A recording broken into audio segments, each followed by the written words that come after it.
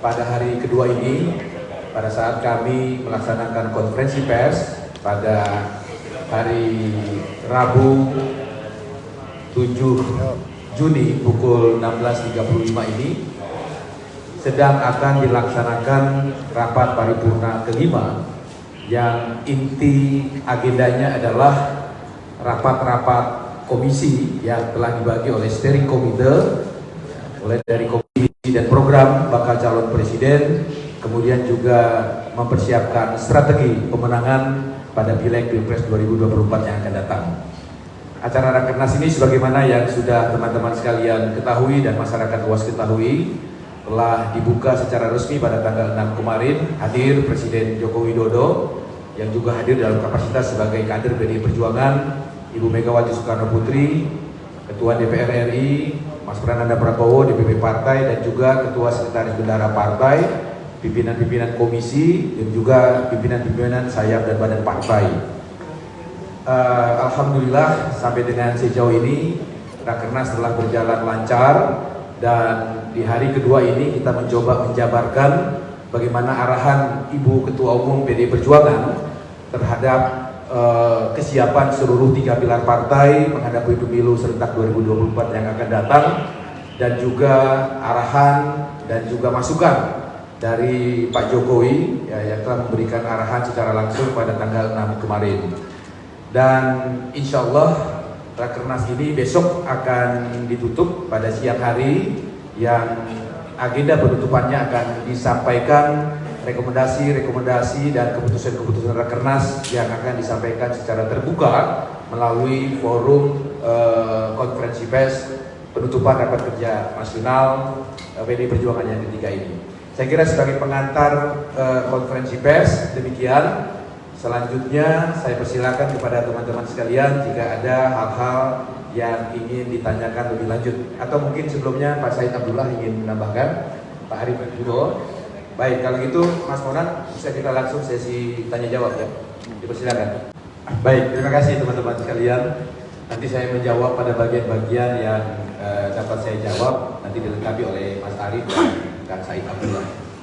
Mengenai visi misi calon presiden dan calon wakil presiden, sebagaimana yang teman-teman ketahui bersama, bahwa berdasarkan ketentuan perundang-undangan, baik Undang-Undang Sistem Perencanaan Pembangunan Nasional maupun Undang-Undang Pemilihan Umum itu sendiri, gabungan partai politik mendaftarkan calon presiden dan calon wakil presidennya ke Komisi Pemilihan Umum, maka partai politik atau gabungan partai politik itu wajib melampirkan visi, misi, dan program calon presiden yang diusungnya, yang mana kemudian visi, misi, dan program yang didaftarkan ke KPU RI itu pertama dia akan menjadi bahan sosialisasi lewat masa kampanye yang telah ditentukan oleh KPU RI untuk menjelaskan apa kira-kira program pembangunan yang akan dilakukan oleh pasangan calon presiden dan calon wakil presiden tersebut. Dan jika calon presiden dan calon wakil presiden itu menang dalam pemilu presiden, visi, misi, dan program itu kemudian ditetapkan menjadi rencana pembangunan jangka menengah 5 tahun. Nah, karena ini menyangkut hal yang sangat penting dalam kehidupan berbangsa dan bernegara kita, maka jauh-jauh hari PDI Perjuangan telah mempersiapkan visi, misi, dan program bakal calon presiden yang akan diusungnya. Jauh sebelum Pak Ganjar Pranowo ditetapkan sebagai calon presiden oleh Ibu Megawati tanggal 21 April yang lalu. Sekali lagi, ini karena kami memandang bahwa karena visi, misi, dan program ini akan menjadi bagian penting bagi roadmap pembangunan nasional bangsa Indonesia 5 tahun ke depan, maka visi, misi, dan program itu telah disusun jauh-jauh hari.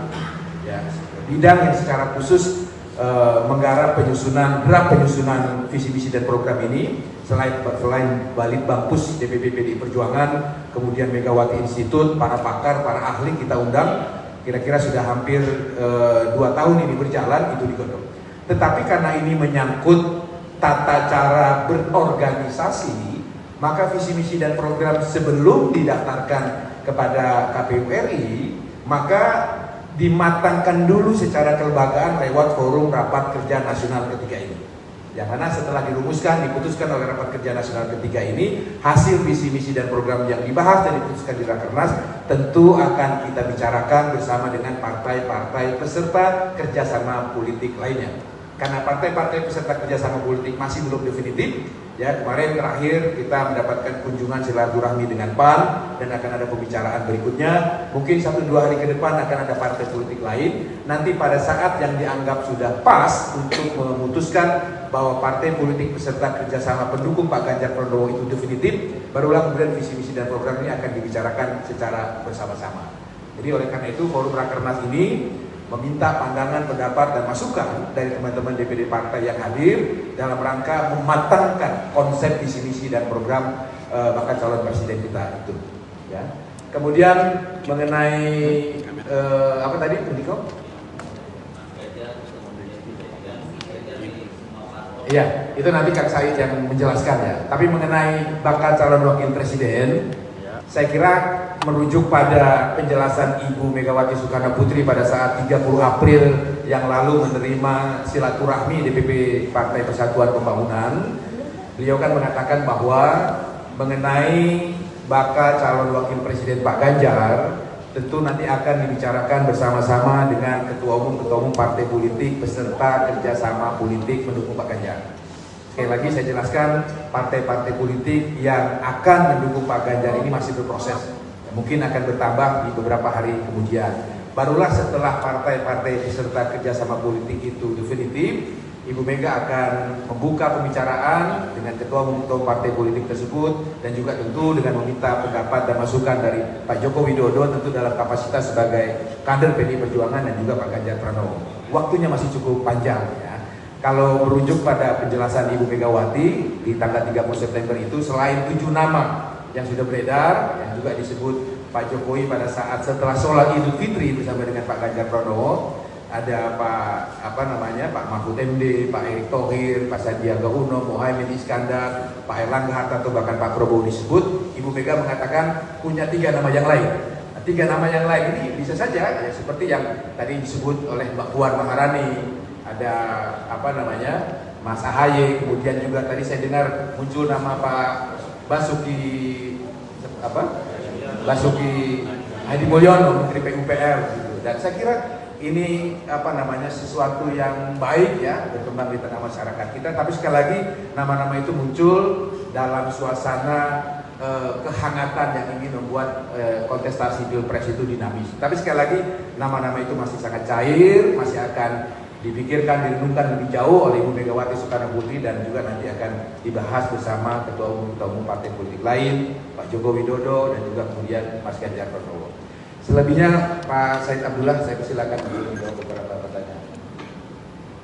Baiklah kawan-kawan semua, sebagaimana disampaikan oleh Pak Baskara tadi dan menyambung dari pertanyaan kawan-kawan. Yang pertama, saya ingin melihat tema Rakernas kali ini adalah fakir miskin dan anak terlantar dipelihara oleh negara. Di satu sisi, partai politik kami PDI Perjuangan memang partai wong kiri, maka memang itulah tampilan yang harus kami ambil pada Rakernas kali ini. Pada sisi lain, ketika pembahasan pokok-pokok kebijakan fiskal pemerintah untuk tahun APBN tahun 2024, pemerintah akan menuntaskan tentang fakir miskin, utamanya yang disebut miskin ekstrim sampai 0%. Nah, keduanya bersaling bersambut. Itu artinya apa? Bahwa orientasi kami, baik pemerintahan Presiden Jokowi maupun partai politik beriring bersama. Nah, terus sambungannya di mana? Titik sambungnya adalah ketika kemudian ada pertanyaan, bisakah Pak Ganjar ini atau apakah Pak Ganjar ini, bagaimana Pak Ganjar ini? Yang pasti bahwa ketika Pak Ganjar disebut sebagai petugas partai, Pak Jokowi disebut petugas partai, maka tugas itu adalah tugas ideologis. Itu artinya baik Bapak Presiden kita, Bapak Presiden Jokowi maupun Bapak Ganjar Pranowo adalah presiden rakyat. Maka ia adalah presiden rakyat, bukan presiden PDI Perjuangan. Dan selalu kami di internal partai melibatkan apapun yang akan diputuskan dengan Bapak Ganjar Pranowo. tidak ada satupun yang tidak dilibatkan Bapak Ganjar Pranowo. Bertemu Partai Persatuan Pembangunan Bapak Ganjar ada, bertemu dengan Partai Amanat Nasional Bapak Ganjar ada, merumuskan visi misi yang lagi digodok sebagaimana disampaikan Pak Baskara, Bapak Ganjar terlibat aktif, bahkan timnya Pak Ganjar ikut serta. Semuanya Pak Ganjar memainkan peran yang sangat dominan dan sangat penting. Karena apa? Ia adalah presiden rakyat. Sehingga tidak perlu ada dikotomi, ini petugas partai, petugas partai adalah sebuah kehormatan. Karena orang yang diberi tugas partai itu adalah tugas kerakyatan. Oleh karena ia adalah presiden rakyat. Nah, pada sisi kami, Pak Ganjar itu maka kemudian kami jadwalkan, karena memang kewajiban kami akan turun sampai di bulan Oktober sampai 65 titik di seluruh Indonesia.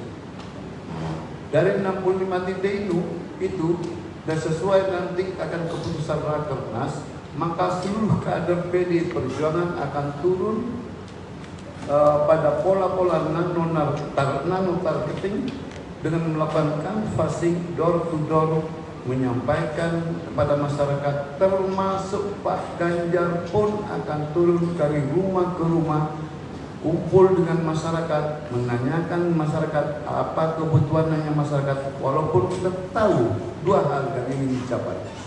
Yang pertama tentu pada sisi peningkatan ekonomi masyarakat, karena itu tergambar di dalam semua survei, sehingga Pak Ganjar melakukan akselerasi nantinya apa yang sudah dicapai oleh Bapak Presiden Jokowi. Yang kedua tentu yang menjadi concern kita bersama tentang korupsi. Dua hal itu akan menjadi memang menjadi concern Pak Ganjar ketika turun ke bawah. Itulah kira-kira yang bisa saya sampaikan, dan saya hakul yakin dengan Rakernas ini dan turun di 65 titik, kok rasa-rasanya buang-buang energi kalau sampai 2 putaran. Kami yakin Ganjar 1 putaran. Terima kasih. Silakan Pak Arief. Yang ringan aja. Jadi ada pertanyaan komisinya apa saja. Ya, pertama adalah komisi yang akan menerjemahkan pasal 34 ayat 1 Undang-Undang Dasar Negara Republik Indonesia 1945 yang bunyinya adalah fakir miskin dan anak terlantar dipelihara oleh negara. Ya, komisi itu akan membahas lebih lanjut pendalaman tentang pasal 34 ayat 1 yang nantinya akan melahirkan rancangan kebijakan yang akan disusun sedemikian rupa dalam rangka tadi sudah disinggung mempercepat atau mengakselerasi penghapusan kemiskinan ekstrim di Indonesia. Maka nanti sejak rumusan itu bisa kita wujudkan dengan baik, dan besok bunyinya hasilnya akan disampaikan, maka sejak saat itu pula menjadi tugas bagi kita Partai Demokrasi Indonesia Perjuangan dengan seluruh aparaturnya, baik yang ada di eksekutif maupun legislatif, termasuk calon presiden kita, untuk berjuang mewujudkan hal tersebut. Yang kedua adalah komisi tentang konsolidasi dan strategi pemenangan pemilu serentak 2024. Maka di dalam komisi itu akan dibahas berbagai hal yang terkait dengan bagaimana strategi konsolidasi dan strategi Partai Demokrasi Indonesia Perjuangan untuk memenangkan pemilu legislatif dan pilpres pada tahun 2024. Ya, konsolidasi tentu adalah bagaimana upaya menguatkan organisasi partai berikut jejaringnya, termasuk dalam hal ini dengan para relawan, masyarakat atau rakyat yang berpartisipasi aktif memberikan dukungan kepada partai, kepada calon presiden partai, ya, kepada calon anggota legislatif partai, sehingga menjadi satu gerak politik yang bersifat gotong royong dan masif. Itulah yang nanti kita rumuskan di dalam komisi konsolidasi dan strategi pemenangan. Nah, kemudian ada komisi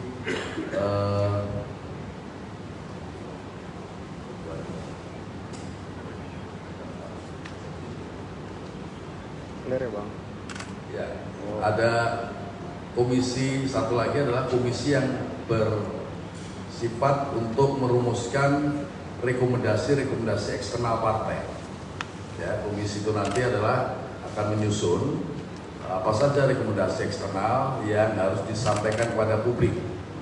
Ya, karena ada beberapa komisi yang sifatnya internal, termasuk strategi pemenangan pemilu, konsolidasi pemenangan pemilu itu internal, kemudian komisi fakir miskin dan anak terlantar itu bisa eksternal dan internal. Nah, ada komisi yang khusus untuk membahas rumusan rekomendasi-rekomendasi yang nanti akan disampaikan kepada publik. Besok itulah yang akan kami umumkan. Satu hal lagi adalah menyangkut komisi yang akan menjabarkan tentang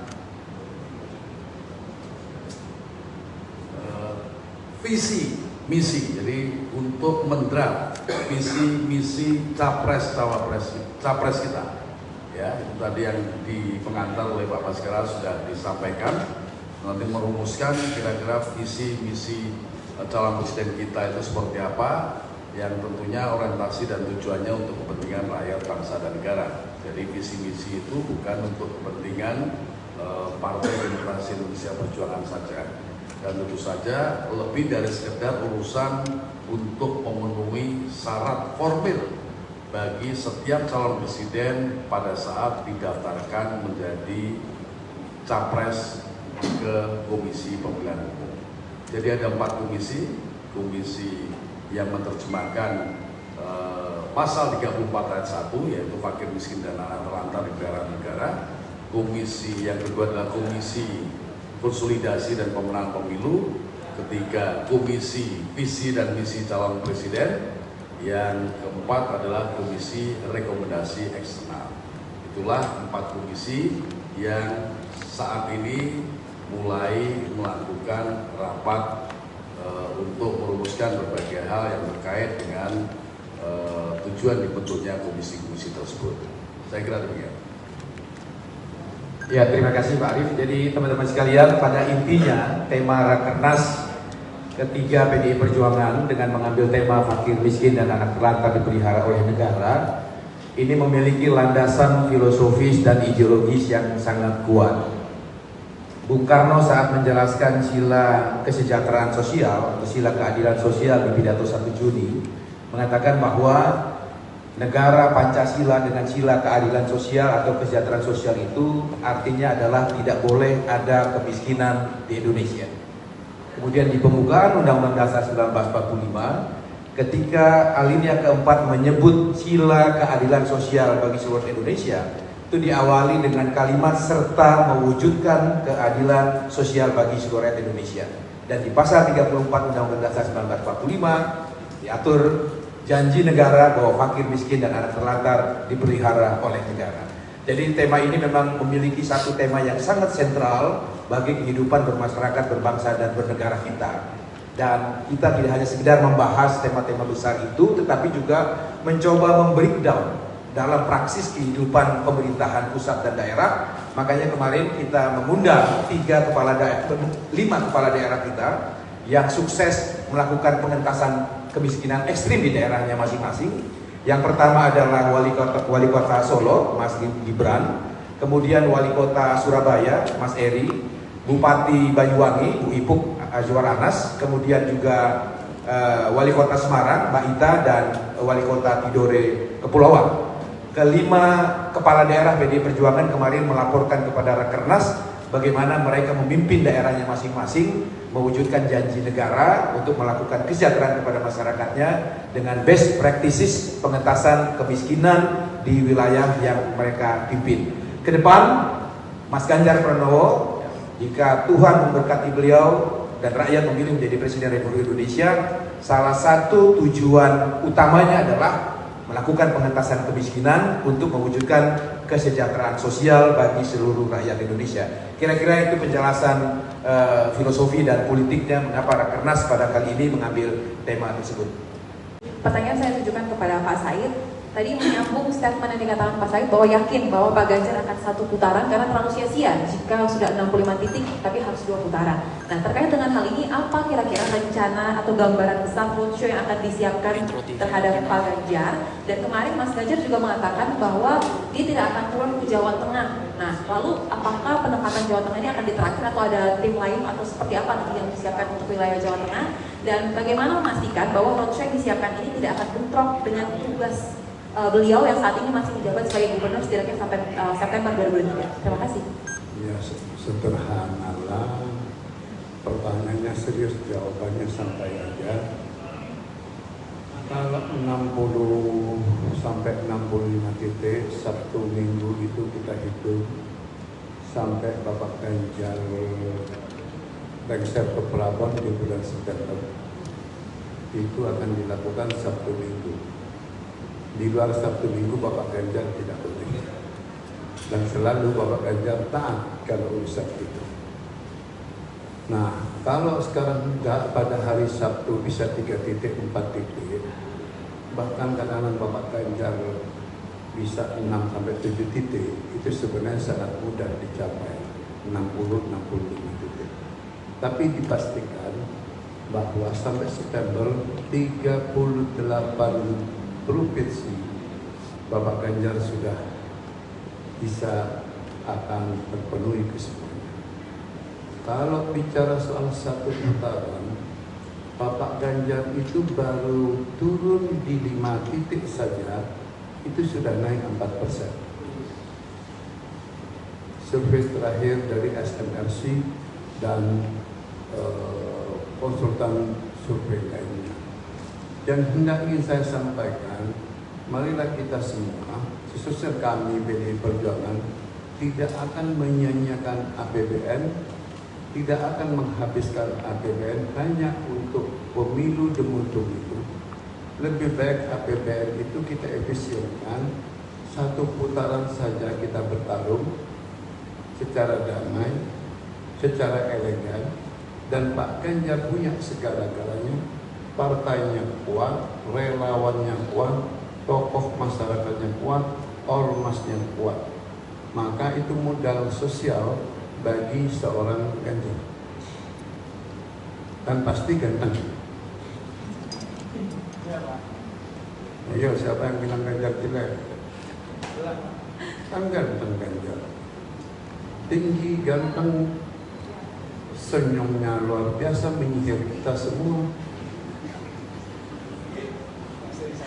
Dan dia itu menurut Bapak Presiden kita kemarin, Ganjar adalah orang pemberani dan punya nyali. Maka Ganjarlah yang patut menjadi Presiden Republik Indonesia ke depan. Satu putaran untuk Ganjar. Oke, terima kasih ya teman-teman sekalian.